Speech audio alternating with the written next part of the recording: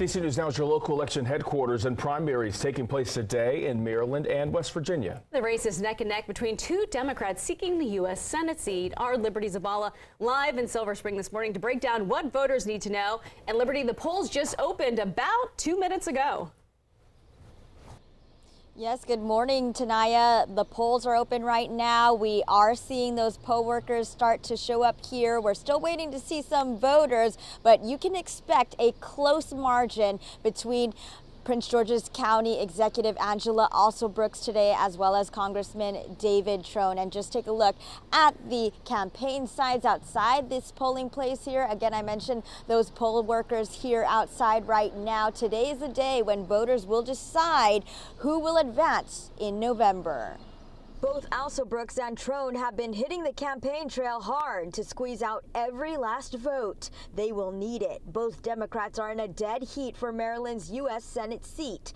According to an exclusive Emerson College polling, DC News Now, and the Hill survey, 42% of voters support Angela Alsobrooks in the Democratic primary, while 41% said they choose David Trone. Trone has spent more than $60 million of his own money, according to campaign finance reports, to win the race, while Alsobrooks has garnered key endorsements from office holders like Governor Wes Moore.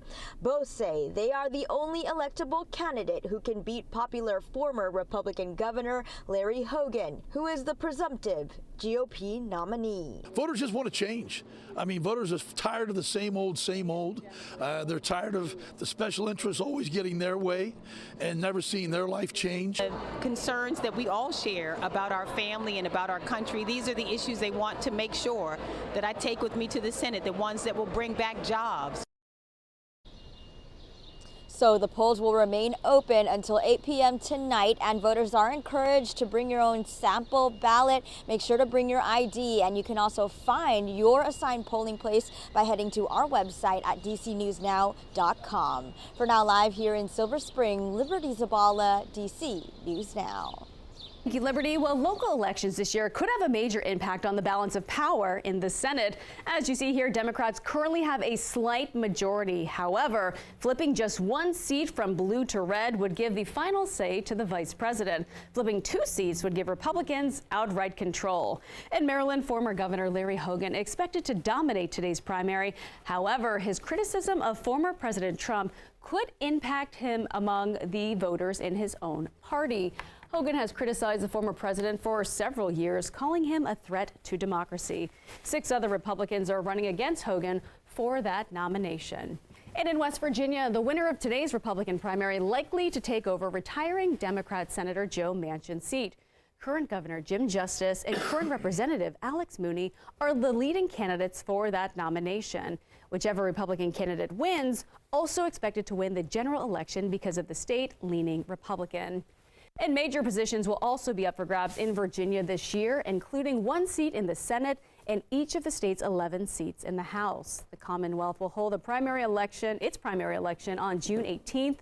You have until May 28th to register to vote. You can register for a mail-in ballot until June 7th. Early in-person voting starts the next day and will last 1 week. The Department of Justice is increasing efforts to track down and punish anyone threatening election workers. According to the Brennan Center for Justice, nearly 40% of election workers say they have experienced threats or harassment.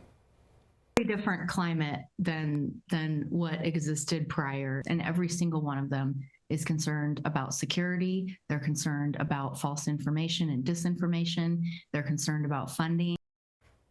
The Attorney General says the DOJ's task force on election threats has prosecuted more than a dozen people over the last 3 years.